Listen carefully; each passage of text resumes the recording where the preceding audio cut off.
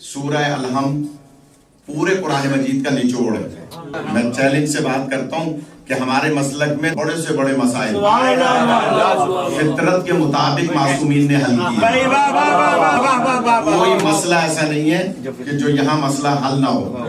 یہ کہنا کہ صاحب سورہ فاتحہ مرحومین کے لیے کہاں لکھا ہے؟ بسم اللہ الرحمن الرحیم.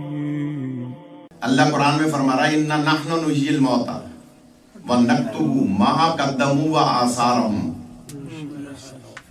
اِنَّا نَحْنُ نُحْيِي الْمَوْتَى، ہم مردوں کو زندگی عطا کریں. وَنَكْتُبُ، اور ہم تمہارے اعمال کو بھی لکھتے ہیں. وَآثَارَهُمْ، اور آثار کو بھی لکھتے ہیں. اعمال تو بندہ کر کے چلا گیا، یہ آثار کیا ہے؟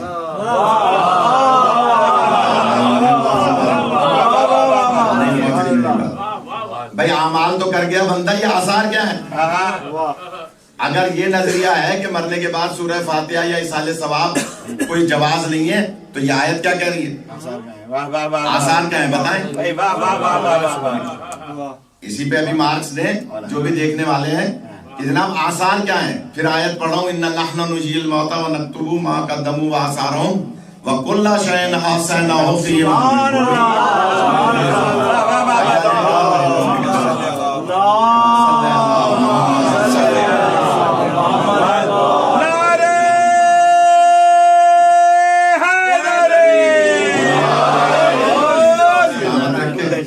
یا تو بتائیے کہ کون ہے جو یہ کیوں بیچ بیچ میں اٹھ کے جاتا ہے تو کہ جناب بتائیے، ورنہ ہم بتا رہے ہیں اعمال وہ ہے جو بندہ لے جاتا ہے، آثار وہ ہے جو چھوڑ جاتا ہے.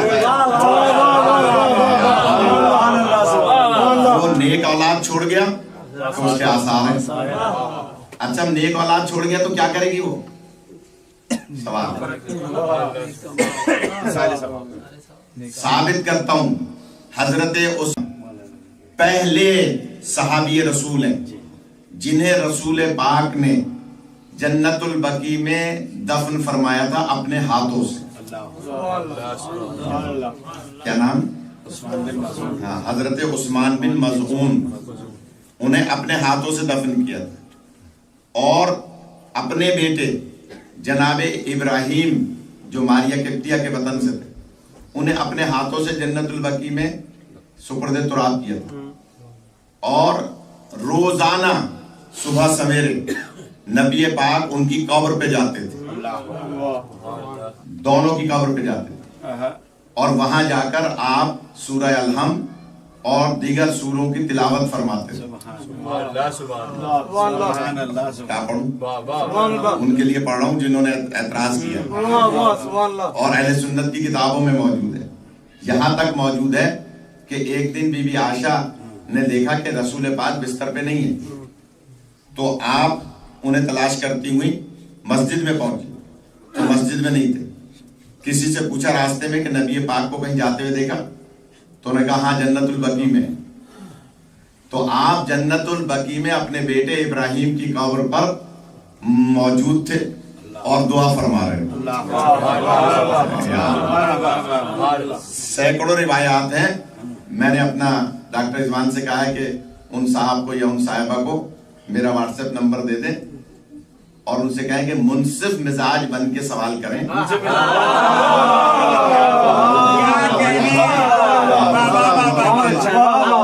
اب تک جملہ کہوں میں، اب تک 21 افراد کو حر بنا چکا ہوں.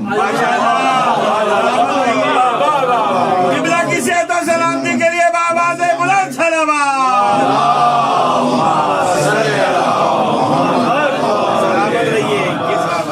ان کے مونٹریال میں ایک شخص تھا جب وہاں میں عشرہ پڑھا تھا شیعہ حیدری میں، برف باری بہت ہو رہی تھی تو اس نے آ کر مجھ سے کہا کہ میں اقوام متحدہ کے دفتر کے لیے کام کرتا ہوں اور بس صرف اتنا دکھا دیں بخاری شریف میں کہ حضرت زہرا سلام اللہ علیہا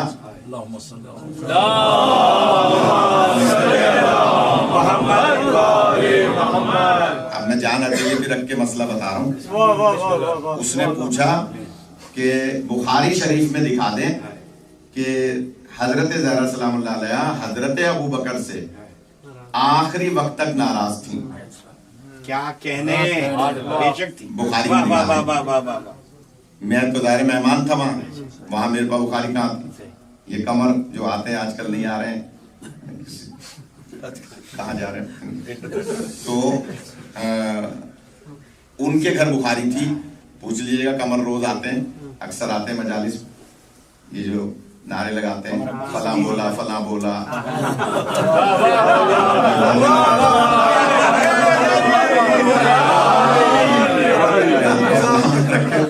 تھوڑا سا میں اس لیے پہچان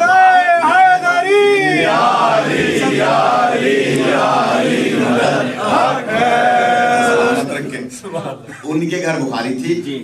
تو میں نے کہا کہ قمر بھائی بخاری ہے تو وہاں کہ ہاں ہے. تو لے آئے. ان صاحب کو ہم نے دکھایا کہ دیکھا میں اس میں لکھا ہے, جو لاہور کی چھپی ہوئی ہے اس میں دوسری جلد میں, جو بمبئی کی چھپی ہوئی ہے اس میں پہلی جلد میں. بخاری شریف میں 3 جلدیں ہیں بخاری کہ معصومہ عالم آخری وقت تک ناراض رہی. بے شک. اس نے اسی وقت علی ولی اللہ پڑھ لی.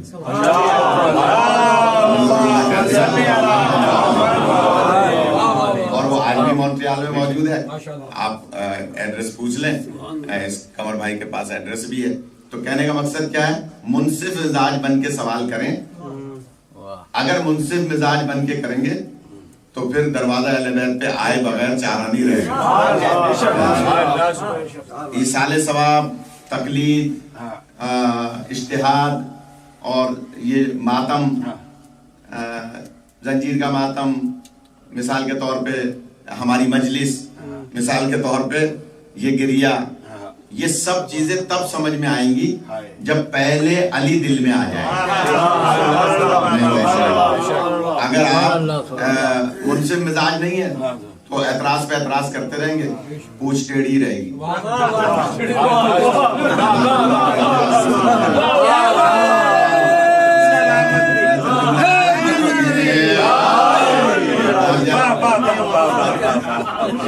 جنہیں محاورہ پتا ہے انہیں جی پتا ہے. لہذا ایصال ثواب کیا ہے,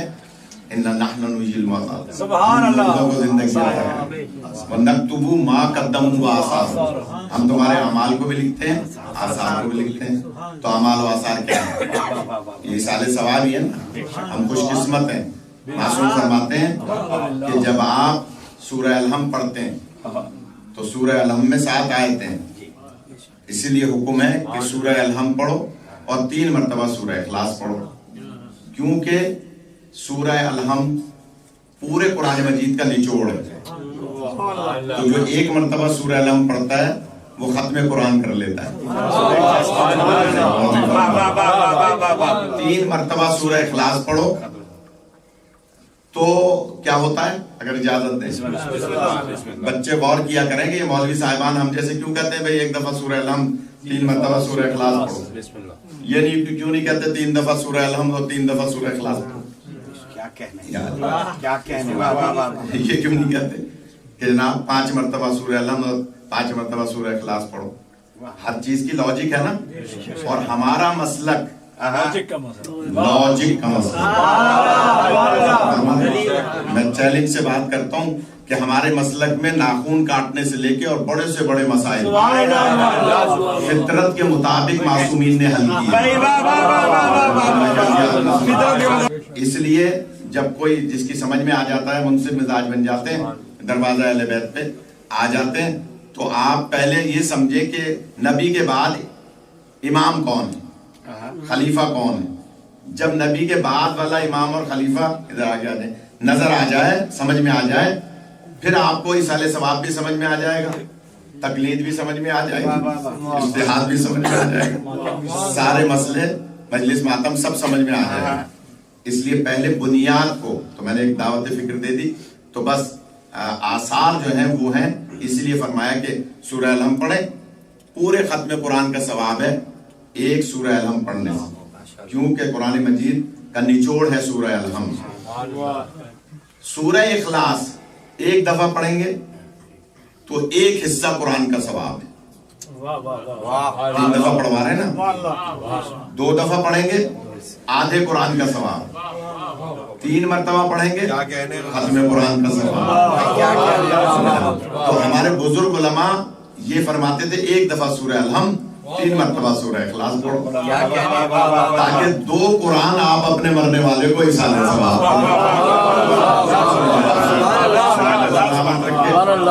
یعنی حالانکہ یہ علیحدہ بات ہے کہ میں دیکھتا ہوں اکثر مجلسوں میں, خاص طور پہ آپ کے کینیڈا امریکہ میں نے کہا سورہ فاتحہ, میرے خیال میں 10 سیکنڈ بھی نہیں لگتے, ہاتھ یوں ہو جاتا.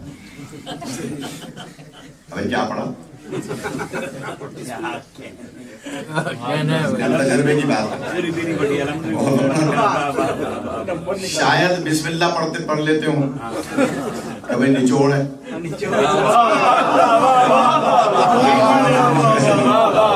ایک جملہ کہوں یا علی کہہ لیتے ہوں.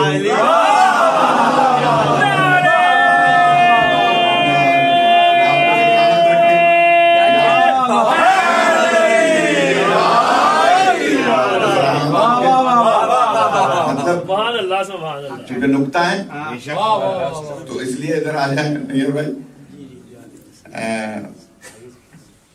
یہ مشہور ہو گئے دیر سے آنے. تو بہرحال خدا سلامت رکھے. میں جلدی سے جملہ کہہ رہا ہوں کہ جناب اجازت ہے. کہا کہ ایصال ثواب, اب آپ نے داد دے دی تو مجھے ایک بات اور یاد آ رہی ہے, آج جلدی سے آپ کی بھی کمی محسوس ہو رہی کہ جناب نبی پاک کا فرمان ہے مثل علی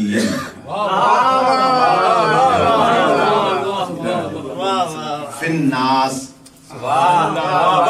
علی کی مثال انسانوں میں ایسی ہے جیسی قرآن مجید میں قل هو اللہ احد.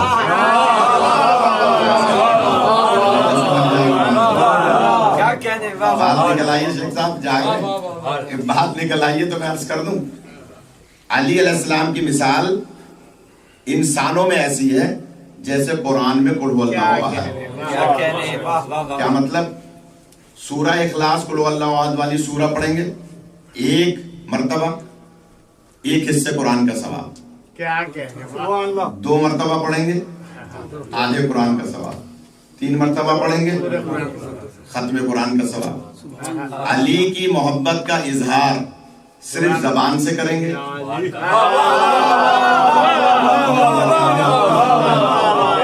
نہیں پہنچ رہی میری بات, صرف زبان سے کریں گے. کرتے ہیں نا زبان سے کہ بھائی ہم بھی تو علی کو مانتے ہیں,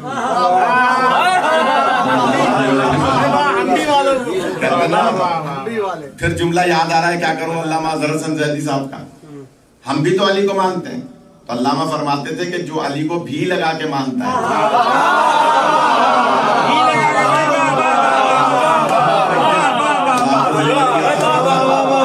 جو علی کو بھی لگا کے مانتا ہے, جو علی کو بھی لگا کے مانتا ہے وہ ناقص الایمان ہے. اس لیے کہ نہ فلاں کو بھی مانتا ہوں, فلاں کو بھی مانتا ہوں, فلاں کو بھی مانتا ہوں, اور علی کو بھی مانتا ہوں. تو جو بھی لگا کے مانتا ہے, پرویز بھائی آگے آ جائے, داد مت دیجیے گا, آپ کو عادت تو ہے نہیں داد دیجیے گا, لیکن ادھر آ جائے ایک ذرا اور درود پڑھیں.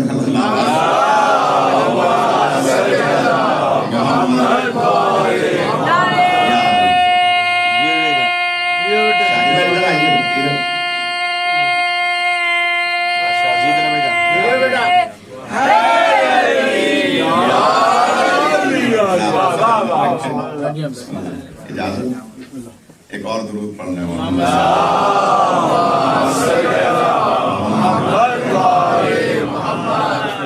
اجازت ہے, اللہ سلامت رکھیں.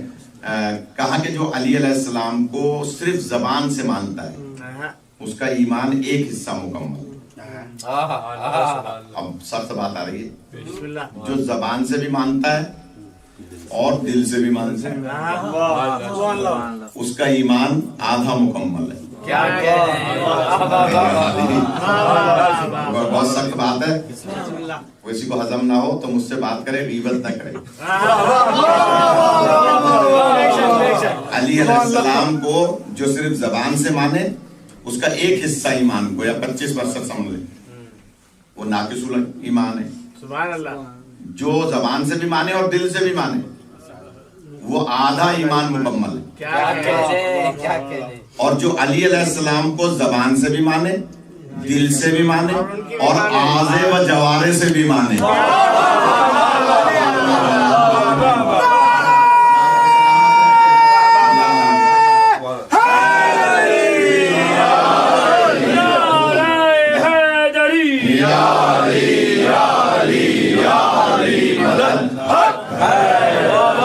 आज़ा व जवारे का मतलब क्या है? अब आ जाइए, अली को भी माने, अली की भी माने, अली को भी लगा के ना माने, अली को ही लगा के माने।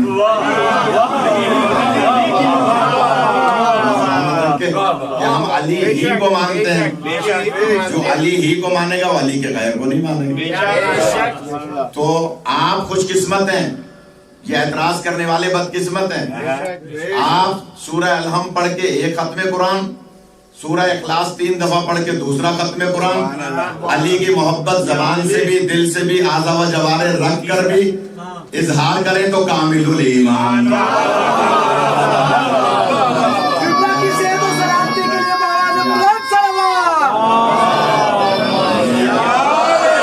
तमाम मुमिनीन के लिए एक दुरूद पढ़ने मोहम्मद।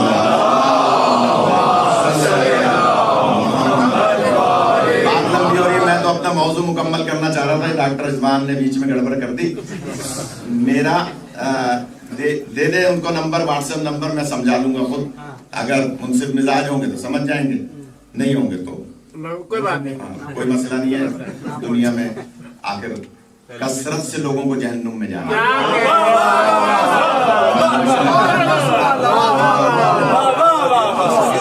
कसरत से अक्सरियत को जहन्नुम में जाना। लिहाजा अगर वो अक्सरियत में शुमार होना चाहते हैं तो उनका नसीब, अगर वो दरवाजा अहले-बैत पे आना चाहते हैं तो उनका नसीब। बस मैं मौजू मुकम्मल कर लूं, इजाजत है तो एक दुरूद बुलंद आवाज से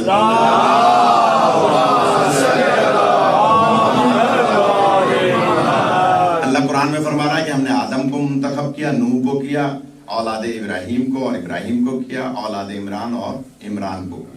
हम इस खुलासा कर रहे हैं चैलेंज करके कि आप दुनिया में नहीं दिखा सकते कोई इमरान जिसकी आल आलमीन में मौजूद हो और आलमीन के लिए हिदायत का जरिया हो।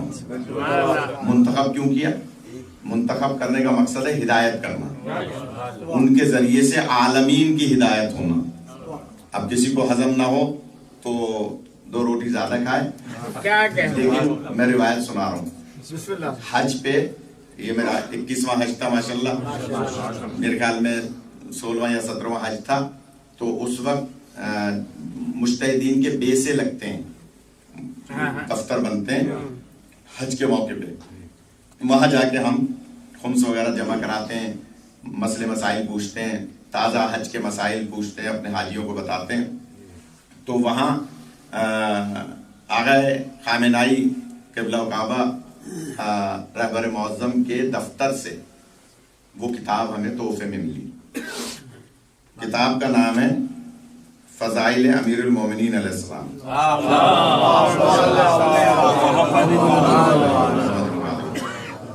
किताब का नाम क्या है? और देख लियो किताब तो मेरे पास मौजूद है, मोहर लगी हुई है आगा के दफ्तर की, मदीने के दफ्तर की। और उसमें रिवायत लिखी है कि सहाबा किराम दौड़े हुए आए। अब पता चलेगा आलमीन के लिए कैसे हिदायत करते हैं क्या कहने इमरान की औलाद। क्या कहने। और ये ख्वाहिश भी पूरी हो जाएगी ज़ैन मियां की। कहा कि सहाबा दौड़े हुए आए कि सरकार, हमने अभी देखा अली इब्ने अबी तालिब फजर की नमाज के बाद पत्थर पे खड़े हुए सूरज से बातें कर रहे थे।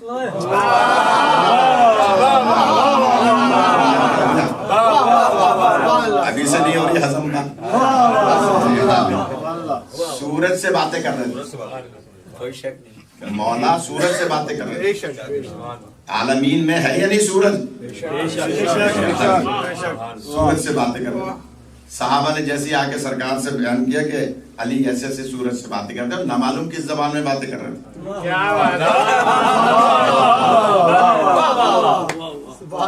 نوٹ کر لیں ظہیر بھائی، اس کو چیک کیجئے گا انٹرنیٹ پہ، نہ وہ کتاب میں ذمہ دار ہوں. کہا کہ سورج سے باتیں کر رہے تھے. سرکار نے فرمایا بلاؤ علی کو. جیسے مولا علی تشریف لائے، کہا یا علی آئندہ جب کبھی سورج کو ہدایت کرنے جاؤ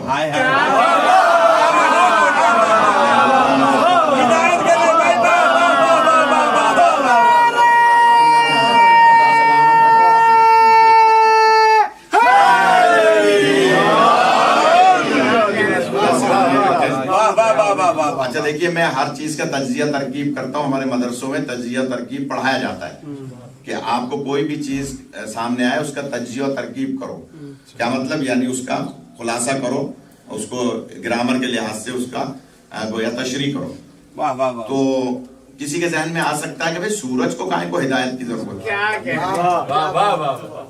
سورج کو کیا مسئلہ ہے؟ تو میں کہوں گا سورج کو سورج گہن ہوتا ہے یا نہیں؟ پتہ چلا جو عالمین کے گہن کو ختم کرے اسے علی کہا ہے. آج زیادہ تھکے ہوئے، حالانکہ فضائل سننے والے ہیرا ہیرا لوگ بیٹھے ہیں، لیکن نہیں پہنچ رہی بات. میں تو حوالہ دے چکا ہوں. عالمین، چاند گہن کیا ہے؟ سورج گہن کیا ہے؟ تکلیف ہے نا. تکلیف کو دور کرنے والا عالمین میں کون ہے؟ آل عمران کا. صحابہ نے کہا علی، کہا بلاؤ علی کو. یا علی آئندہ کبھی سورج کو ہدایت کرنے جاؤ تو میرے صحابہ کو بھی ساتھ لے جانا.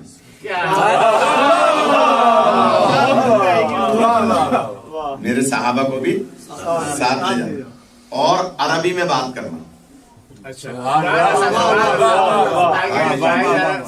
ان کی سمجھ میں آئے. کہا بسم اللہ سرکار.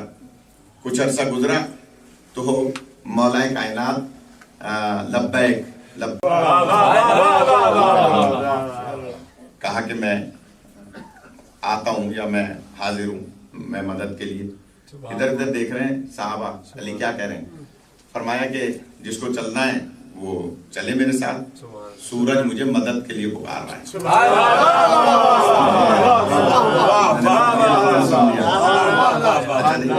نہیں پسند آ رہی تو میں کچھ اور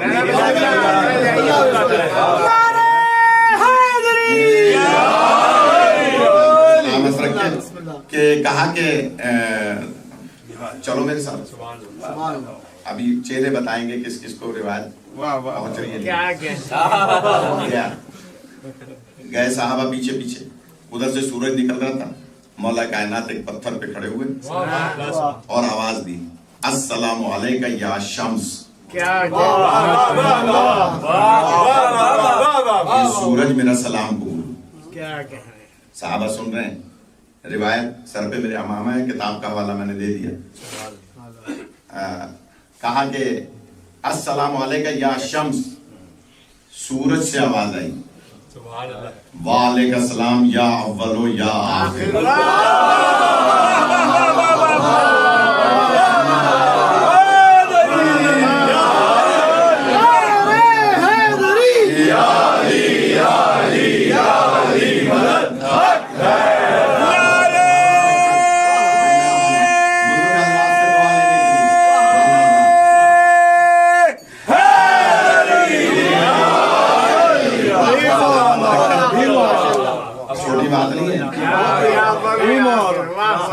جتنے بھی یہاں تشریف فرمائے خواتین و حضرات، بچے بڑے، خدا سب کو سلامت رکھے.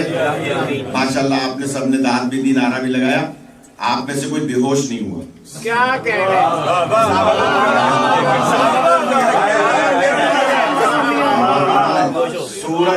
سورج کا جواب سن کے 7 صحابہ بے ہوش ہو.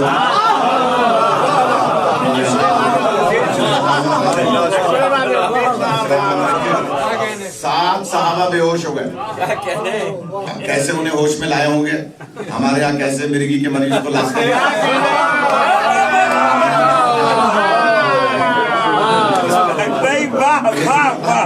لیکن جیسے بھی ہوش میں لائے ہوں گے جب وہ ہوش میں آ گئے تو دوڑے ہوئے آئے سارے کے سارے. سرکار مسجد نبوی میں تشریف فرما. آگے کا سرکار جملہ سنیے گا اور جملہ سن کے اس کو پھر اتنے سے کلپ مت ڈال دیجیے گا. یہ جس خاتون نے سوال کیا ہے نا سورہ فاتحہ کا, اس نے یہ بھی کہا ہے کہ جناب مولانا شہنشاہ نے کہیں کہا ہے کہ سورہ فاتحہ پڑھنے سے اس مرنے والے کے جس کے لیے پڑھ رہے ہیں اس کے عذاب میں اضافہ ہو جاتا ہے. بتائیے عقل میں آتی ہے بات؟ وہ کچھ تم جیسو کہ کسی کی بات کو نقل کر رہے ہوں گے.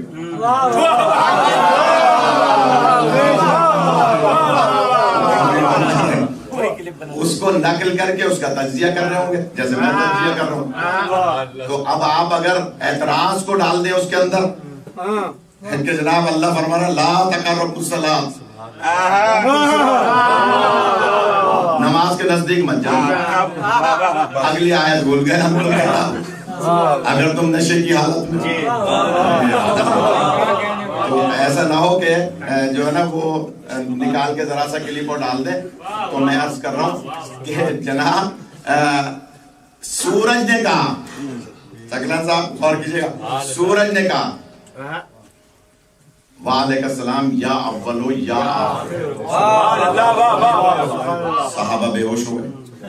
جب ہوش میں آئے تو دوڑ جائے نبی پاک کے پاس. جملہ سنیے گا, جملہ لکھا ہے کتاب میں.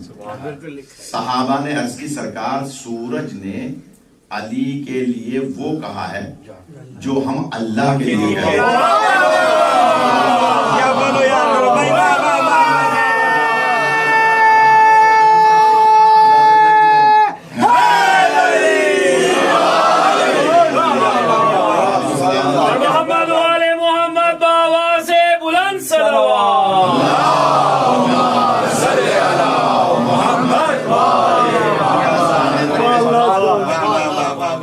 سرکار فرماتے ہیں بلاؤ علی کو. خدا را غور کیجیے گا, یہ پوری روایت سن کے جائے گا, بیچ میں سے کوئی چلا گیا تو پھر اپنے مذہب کا, اپنے دین کا, اپنے مسلک کا, اپنے عقیدے کا خود ذمہ دار. کہا کہ بلاؤ علی کو. مولا علیہ السلام آئے, سرکار حکم کہ یا علی آئندہ کبھی سورج کو ہدایت کرنے جاؤ تو سورج سے کہنا کیا بات ہے, کم ظرفوں کے سامنے اعلیٰ ظرفی کی